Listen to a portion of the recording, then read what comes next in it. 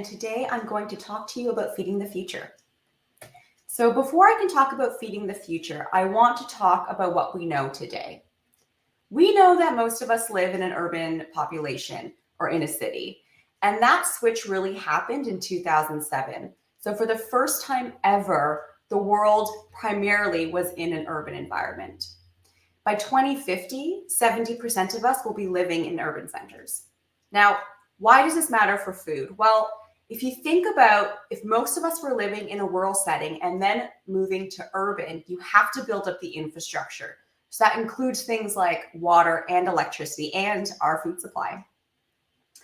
We also know that right now most of us get our food from a grocery store, but this wasn't always the case.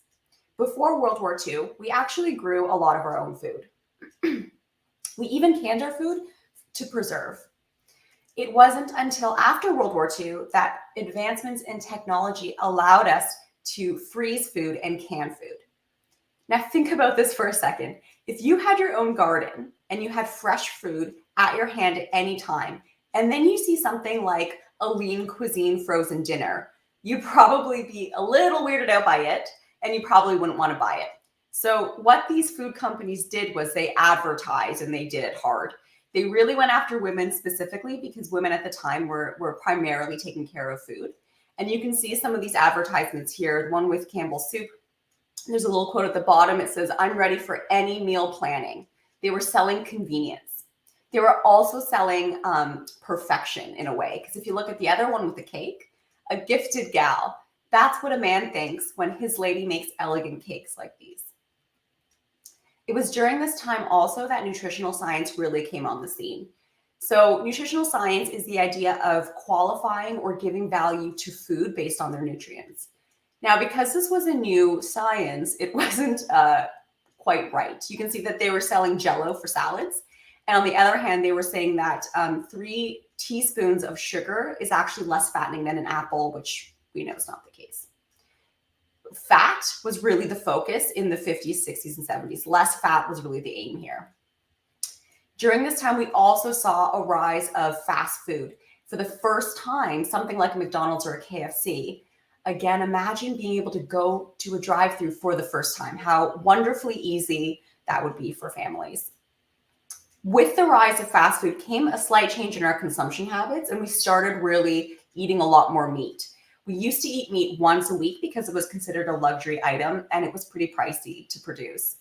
But now, fast forward to today, we're eating meat 3 times a day, 7 days a week. And in fact, our meat consumption in North America, but also around the world, has nearly doubled. So with things like advertising, fast food, processed food, we started slowly losing that intergenerational knowledge transfer. So when you think of, your grandma's secret recipe, that started dying, and our food knowledge, our food literacy started being co-opted with corporations. And you can see on the one side of the screen here, the can opener cookbook. So really trying to sell how to make food with canned food. Now I want to show you the slide because I want to remind you that marketing is incredibly influential for people. It wasn't long ago that we were marketing cigarettes to pregnant women, and we were literally spraying DDT on children. And even doctors were promoting cigarettes and asbestos, you see at the bottom. So there was a power in marketing that led to a huge rise in the uptake of these kinds of processed foods, including frozen foods.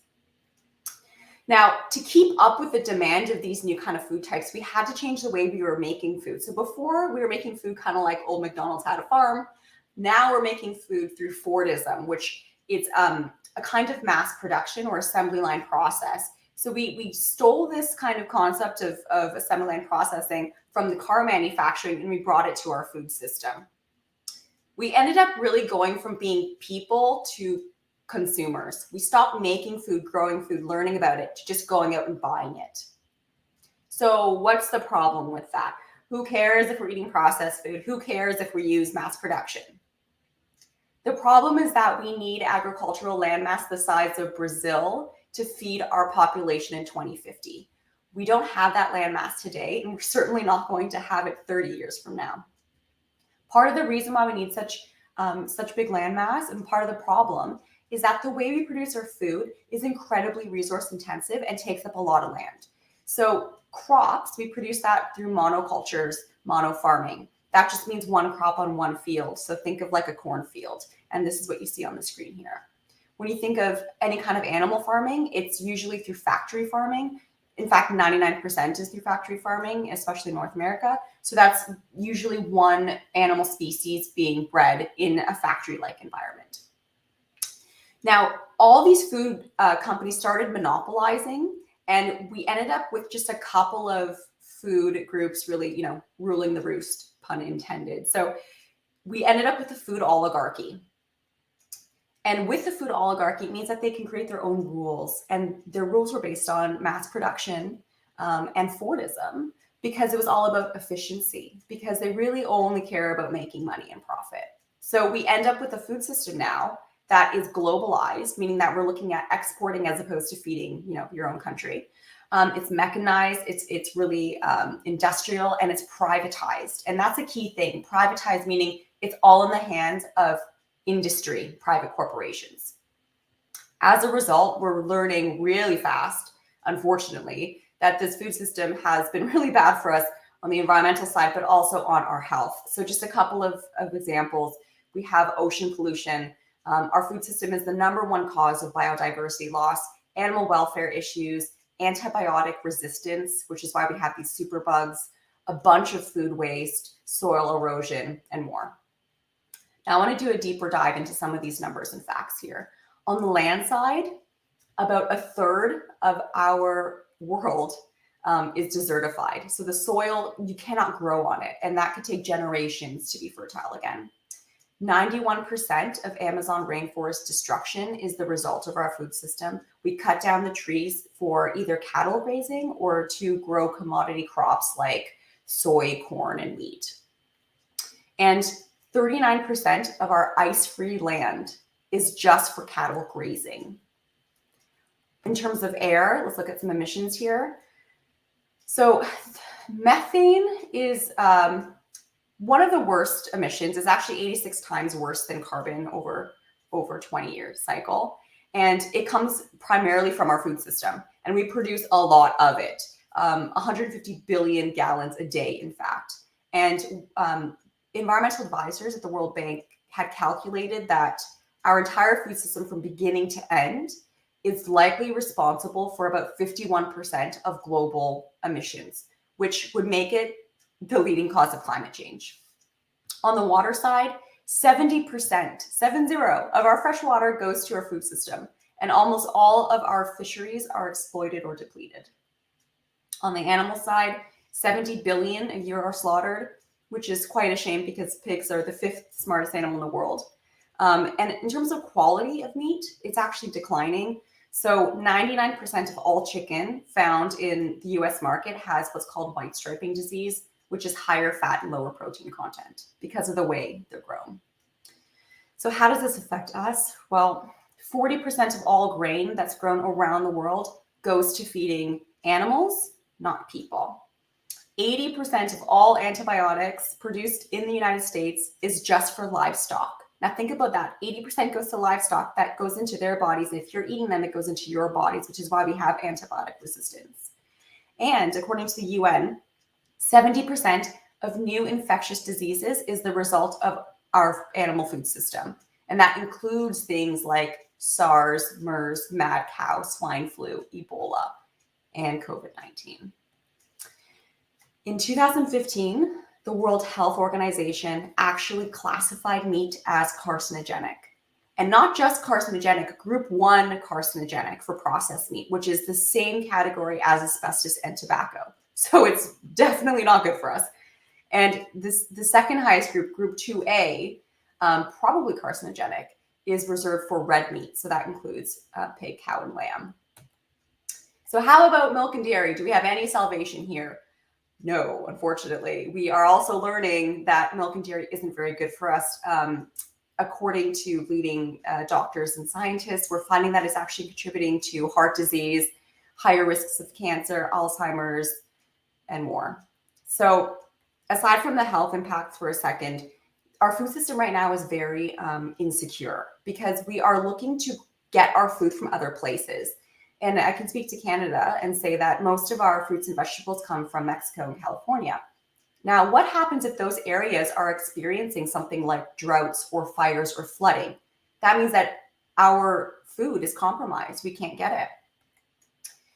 Now, adding to all of this bad news, unfortunately, is that these meat and dairy industries that are being called out for contributing to climate change, they are denying all of it and trying to lobby against it. They're putting millions of dollars to influence politicians. They are climate washing or greenwashing, and they're using the tactics of tobacco. Now, think back to the other slide I showed you of the pregnant woman smoking. They are advertising to confuse you with misinformation. And on top of all of this, we don't have a lot of time, right? The latest IPCC report is showing we have about a decade to make real change. So how did we get to this place exactly? How did this all happen? We're in a bit of a mess.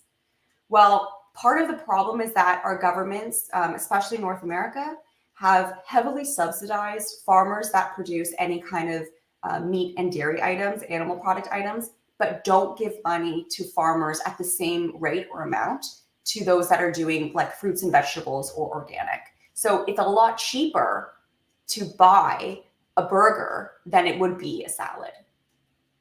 We also have regulation issues where we've restricted any kind of whistleblowing in the entire food system. So it's called an ag-gag law. So you cannot even report on stuff that's happening. And of course, we've designed our food system to be mostly globalized. So we're exporting everywhere because, again, it's about money, not feeding the population. We've also normalized this kind of food. We're seeing processed food, salty food, all this kind of stuff in schools, in malls, and in hospitals. Why is there a McDonald's in a hospital? I will never know. So it's no surprise that as a consumer, we are incredibly confused. We have no idea what is healthy anymore. We don't know where to get good food. We don't know what to eat. We don't know who to trust. We're so disconnected. We don't know where our food comes from. In fact, 22% of British adults did not know that bacon came from pigs. Now, I want to show you just, if you see on my screen, I have one side from the 60s, one side from today. There isn't much difference. We have McDonald's, we have our canned food, we have a focus on meat. But let's look at our technology from the 60s to today. A huge change, right? So we need to evolve our food system too. We are working off of an old food system from the 50s. So what is the solution? We need to stop competing with nature. We need to partner with it. We need to really focus on soil health. We have to stop reducing items to just monocrops. So we can't just look at just growing corn all the time. We have to make it a polyculture, growing multiple crops at a time. We have to really focus on people, not profit. Personally, I think the silver bullet is going to be urban agriculture. So urban agriculture is the idea of growing food in a city, and that could be something like a community garden or a rooftop garden or vertical farming. And controlled environment agriculture, which is what vertical farming is really interesting because you can really control the environment, hence the name, and you can produce a lot of food. And you can do it with a lot less resources. And some methods are hydroponics, aquaponics, and aeroponics, which simply just means no soil, essentially, and either the roots of the crop are dangling in water or they're spritzed from time to time. So as I mentioned, there's a lot less resources with this kind of growing, up to 20 times less land, 95% less water. You don't need any pesticides because it's completely controlled in a building. And you can have year-round crop production, which means more food and it's more reliable. We also have sustainable methods that we can turn to, which includes organic and local. And this is not only good for us, it's good for the bottom line too. So there was a study done in Detroit, and it found that if just 20% of fresh food was grown in Detroit, it would create nearly 5,000 jobs and $20 million in taxes. Property values were found to go up in New York when there was a presence of a community garden because it was like green space, like a park. And energy modeling in Toronto showed that any kind of rooftop garden had the potential of reducing heating and cooling loads by up to 40%. It's also good for us. If we start growing our own food again, or at least we see food being grown around us, it actually psychologically makes us want to eat more fruits and vegetables and more interestingly, wants us, like we tend to decrease our sugar content because we don't crave it anymore, which is fascinating. Of course, it promotes food literacy, but it's also used for physical and mental health therapy, some gardens. So what are some emerging trends that we're seeing in the market? On the production side, we are seeing that corporations are starting to step up. So I want to give a huge shout out to Colliers because in Canada anyways, there's a group here that's growing food at the front of their office buildings and donating that food to food banks, which is a wonderful way to use their green space instead of just grass. We're also seeing robotics and AI in controlled environment agriculture. So it's getting very sophisticated. We're also seeing that we are being smart with how we use our land. And this is something that was proposed in New York, a floating farm.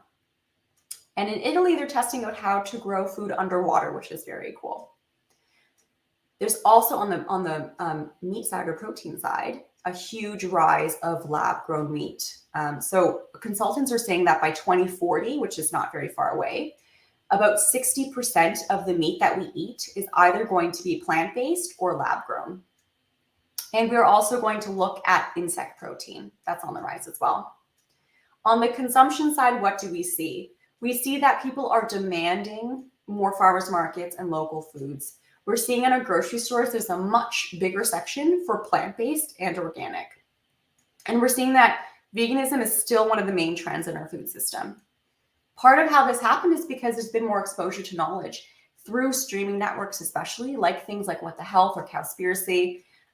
Really, we're becoming a bit more woke to the food system. And this is, you see the response, it's working because these huge corporations are now adapting to this request, as you can see here. It's even happening with fast food. I remember when A&W came to Canada a couple of years ago for the first time, I went to every franchise chain. It was all sold out. So people really wanted it. And we're seeing it in other places like Pizza Hut as well. And what's really cool is that Burger King is opening the first vegetarian Burger King in Germany. Maple Leaf Foods is a Canadian company, and they're doing fantastic work because they're helping people transition from just eating meat to looking at a 50-50 burger, which includes half of it being plant, which is great. And we're seeing that again on the demand side, on the consumption side, there's less tolerance to have big steak and lobsters at these environmental events. So you're seeing here this headline, 50 NGOs urge UN climate conference to feature a plant-based menu. Across the world, some cool stuff is happening. In Russia, they have an entire residential complex just for vegetarians. In Germany, they have a political party dedicated to this. And in Switzerland, there's a think tank that is advocating for the banning of factory farming. And we're also seeing a shift in schools and across different countries where in LA and New York, for example, there's introduction of the vegan menu. The Dutch government has actually asked its citizens to try to go plant-based for the sake of the planet. And the German government has banned meat at all of its functions. Closer to home in Canada, we see that our food guide has changed dramatically. It's the first time ever that the food guide was done without influence of industry. So on the protein side, that red piece at the bottom, there's an introduction of tofu for the first time. On the dairy side, we're seeing soy. And going back to that protein side, beans is coming on for the first time and is being recognized as a protein source. But what you'll see here is that red meat is actually off for the first time. Now, looking into the research and academic side of all this too, there's a lot more studies being put into shifting our diet. So a Nobel Prize winner, Elizabeth Blackburn, found that in just 3 months, if you had a vegan diet, it would turn on genes that prevent disease and turn off genes that cause disease like breast cancer and other diseases. And Oxford University did a hypothetical study to say that if everyone went vegan, you could save about 8 million human lives, and we would reduce our global emissions by 66%, which is huge. So how do we disrupt the system? Well, I think we need to really invest in our small and local farmers. We need to be transparent and accountable in our food system. We need to see food as a right, not a commodity.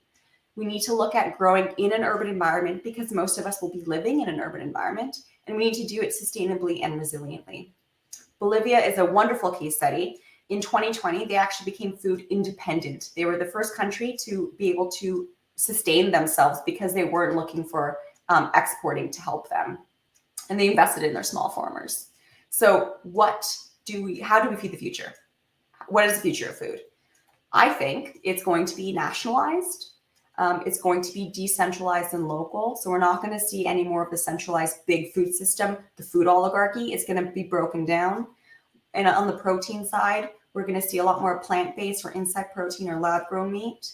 Our food is going to be produced in a controlled and smart environment, done resiliently, and in an urban environment. So what can you do today? I'd love if you have access to it, just watch some of these interesting documentaries on streaming networks like Netflix. Reduce your consumption of meat and animal byproducts, support local and organic, grow where you can, bring back your literacy, read your food labels, and just don't take it from me, educate yourself. Thank you, everyone. It's been a pleasure.